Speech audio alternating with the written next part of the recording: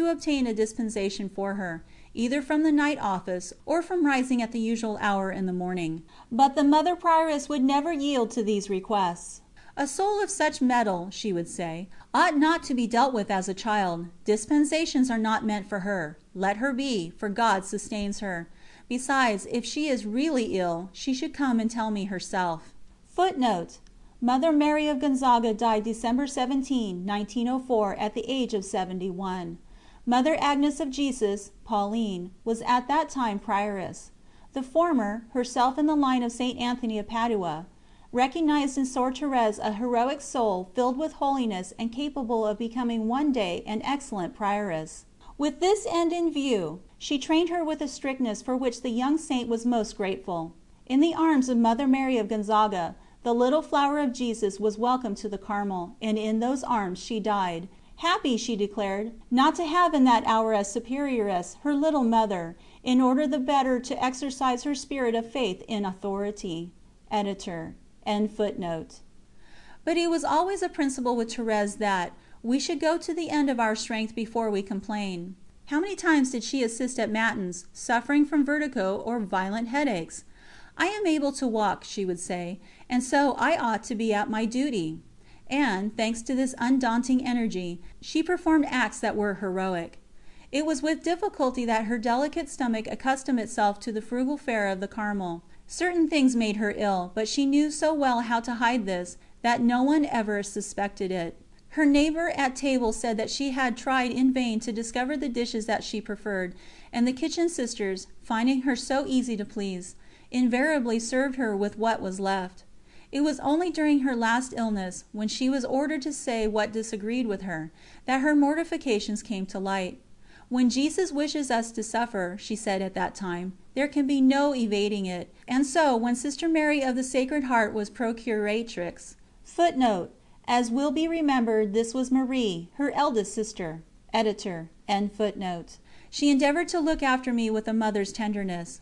To all appearances I was well cared for, and yet what mortifications did she not impose upon me? For she served me according to her own taste, which was entirely opposed to mine. Thérèse's spirit of sacrifice was far-reaching. She eagerly sought what was painful and disagreeable, as her rightful share. All that God asked she gave Him without hesitation or reserve.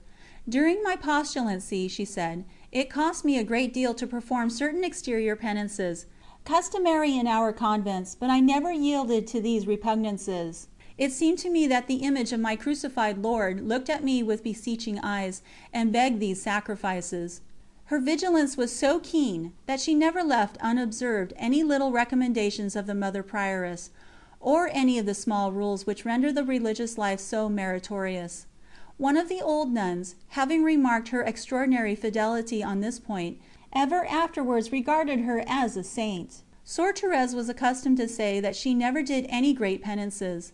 That was because her fervour counted as nothing, the few that were allowed her. It happened, however, that she fell ill through wearing for too long a time a small iron cross, studded with sharp points, that pressed into her flesh. Such a trifle would not have caused this, she said afterwards, if God had not wished thus to make me understand that the greater austerities of the saints are not meant for me, nor for the souls that walk in the path of spiritual childhood. The souls that are the most dear to my Father, our Lord once said to Saint Teresa, are those He tries the most, and the greatness of their trials is the measure of His love.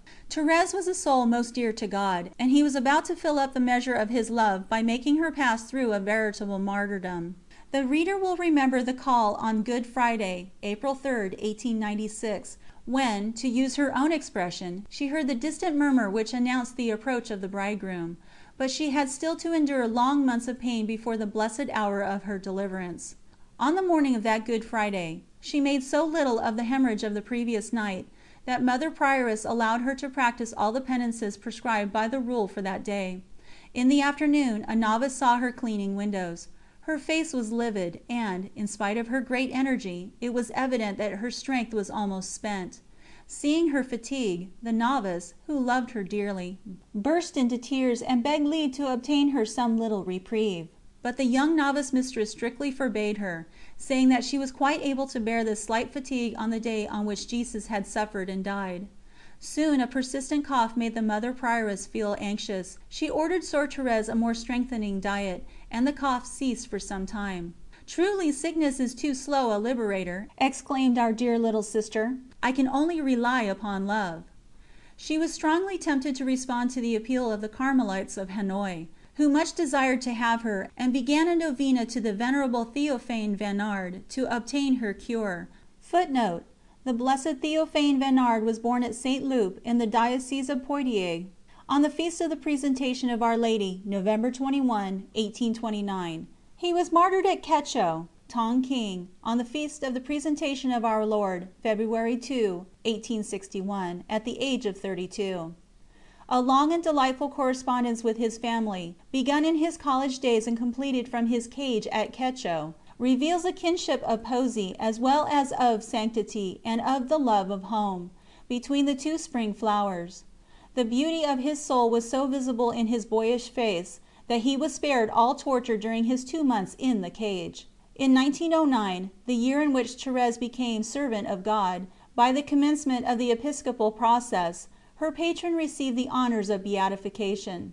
Another child of France, Joan, its martyr maid, whose praises have been sung in affectionate verse by the saints of Saint Loup and Lisieux, was beatified that same year. Editor.] But alas, that novena proved but the beginning of a more serious phase of her malady. Like her Divine Master, she passed through the world doing good. Like Him, she had been forgotten and unknown, and now, still following in His footsteps, she was to climb to the hill of Calvary. Accustomed to see her always suffering, yet always joyous and brave, Mother Prioress, doubtless inspired by God, allowed her to take part in the community exercises, some of which tired her extremely. At night, she would courageously mount the stairs alone, pausing at each step to take breath. It was with difficulty that she reached her cell, and then in so exhausted a state that sometimes, as she avowed later, it took her quite an hour to undress. After all this exertion, it was upon a hard pallet that she took her rest.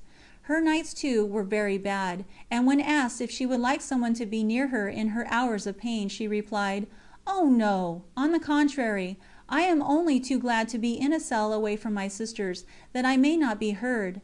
I am content to suffer alone. As soon as I am pitied and loaded with attentions, my happiness leaves me."